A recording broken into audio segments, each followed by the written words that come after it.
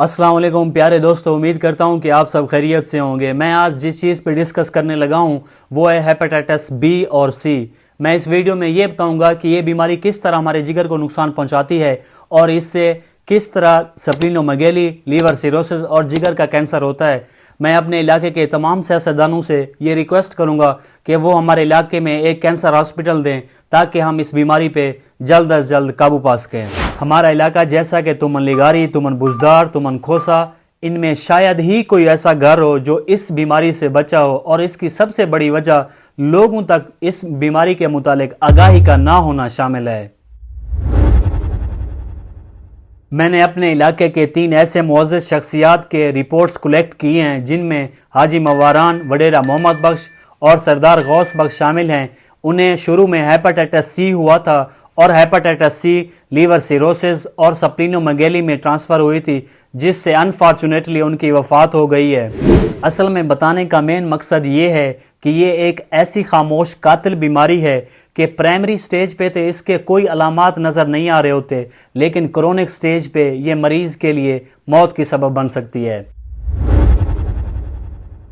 World health organisation की research के मुताबिक पूरे पाकिस्तान का दुनिया में दूसरा नंबर है जहां पे हेपेटाइटिस इतनी तेजी के साथ फैल रहा है कि 1 करोड़ 20 लाख पाकिस्तानी हेपेटाइटिस का शिकार हैं।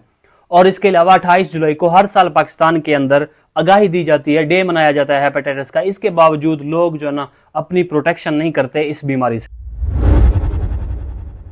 हेपेटाइटिस एक वायरल इन्फेक्शन है और ये जिगर के अंदर सोजिश पैदा कर देता है। अब हमें सबसे पहले ये समझना होगा कि वो कौन सी रीजंस हैं या वो कौन से वजूहात हैं जिनकी बेस पे हेपेटाइटिस इतनी तेजी के साथ फैल रहा है। सबसे पहले ये है कि अगर आप किसी इन्फेक्टेड पर्सन का रेजर इस्तेमाल करते हैं या एक ही रेजर का बार बार इस्तेमाल करना, इससे भी आपको हेपेटाइटिस बी या सी हो सकता है। या शेयरिंग नीडल्स के थ्रू हो सकता है कि आप किसी इन्फेक्टेड पर्सन का या फिर बार बार एक ही सरंज को यूज करते हैं, उसकी वजह से भी हेपेटाइटिस बी या सी होने के चांसेस ज्यादा होते हैं। और इसी तरह ड्यूरिंग बर्थ अगर माँ इन्फेक्टेड है तो बच्चे में हेपेटाइटिस बी या सी होने के चांसेस ज्यादा हो सकते हैं। और इसी तरह जिगर अपने खुलियों के खिलाफ जो ना एंटीबॉडीज बनाना शुरू कर देती है, ये एक ऑटो इम्यून डिजीज की वजह से भी हो सकती है। इससे भी हेपेटाइटिस बी या सी होने के चांसेस ज्यादा होते हैं। एक रिसर्च के मुताबिक कि अनप्रोटेक्टेड सेक्स से भी आपको हेपेटाइटिस बी या सी हो सकता है। और इसी तरह वो लोग जो शराब का बहुत ज्यादा इस्तेमाल करते हैं उन्हें भी हेपेटाइटिस बी या सी हो सकता है। और इसके अलावा वो लोग जो मेडिसिन का बहुत ज्यादा इस्तेमाल करते हैं, खासकर एंटीबायोटिक्स का बहुत ज्यादा इस्तेमाल करते हैं, उन्हें भी हेपेटाइटिस बी या सी होने के चांसेस ज्यादा होते हैं। अगर किसी शख्स को हेपेटाइटिस हो जाए, और हेपेटाइटिस के 2 फेज हैं, जो फर्स्ट फेज है उसे एक्यूट फेज कहते हैं, ये शॉर्ट टर्म होता है, थोड़े अरसे के लिए होता है। दूसरा स्टेज जो है उसे क्रोनिक स्टेज कहते हैं, ये लंबे अरसे के लिए, ये ज्यादा डेंजरस है। इसी तरह जो एक्यूट फेज है उसके अंदर पेशेंट को ये अलामात नजर आती हैं कि उसके जिस्म में बहुत ज्यादा दर्द होता है, उसे मैदे के रिलेटेड मसाइल हो सकते हैं, उसका खाना पीना कम हो जाता है, या फिर उसे नोज या वोमिटिंग भी बाज़ दफ़ा हो जाती है। हेपेटाइटिस का जो दूसरा स्टेज है वो क्रोनिक स्टेज है, ये लॉन्ग टर्म होता है, लंबे अरसे के लिए, ये पेशेंट के लिए बहुत ज़्यादा डेंजरस है। इसी तरह अगर किसी शख्स को हेपेटाइटिस सी है और वो क्रोनिक स्टेज में है, उससे ये हो सकता है कि मरीज का जो जिगर है वो कम्प्लीटली डैमेज हो सकता है, उसे जिगर कैंसर होने के चांसेस ज़्यादा होते हैं, उसे लीवर सिरोसिस होने के ज़्यादा चांसेस होते हैं। एक रिसर्च के मुताबिक अगर किसी शख्स को हेपेटाइटिस सी है और वो क्रोनिक स्टेज में है, उसे शुगर हो सकती है या फिर उसे किडनी के मसाइल हो सकते हैं, गुर्दों के रिलेटेड उसे मसाइल हो सकते हैं। मैंने अपने वीडियो के अंदर जिन रिश्तेदारों का जिक्र किया उन्हें हेपेटाइटिस सी था। हेपेटाइटिस सी क्रोनिक स्टेज है, उसके बाद उन्हें लीवर सिरोसिस हो गया था। लीवर सिरोसिस में ये होता है कि पेशेंट के जिगर के ऊपर स्केरिंग फाइब्रोसिस बनना शुरू हो जाती है, यानी जिन्हें हम आम जबान में ये कह सकते हैं कि पेशेंट के जिगर के ऊपर काले धब्बे बनना शुरू हो जाते हैं। उससे ये होता है कि जो जिगर का काम है वो मुकम्मल तौर पर स्टॉप हो जाता है।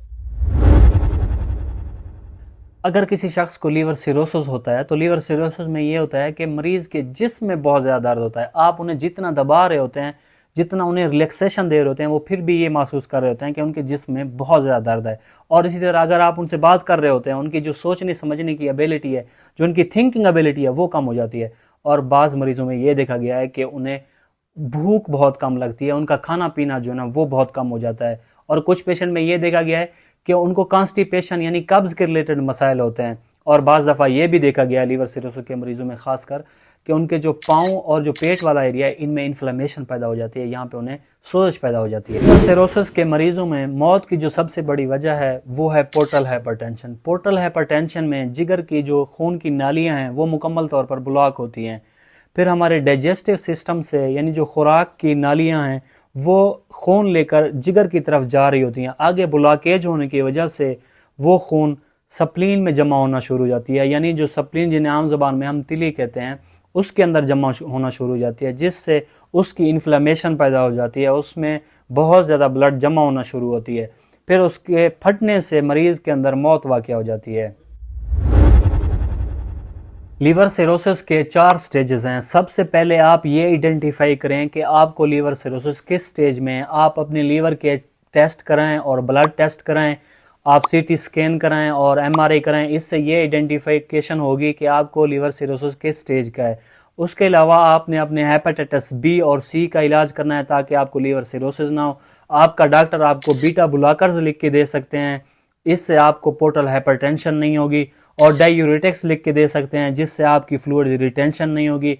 अगर आपका लीवर सिरोसिस लास्ट स्टेज पे है तो आपको लीवर ट्रांसप्लांट करानी होगी।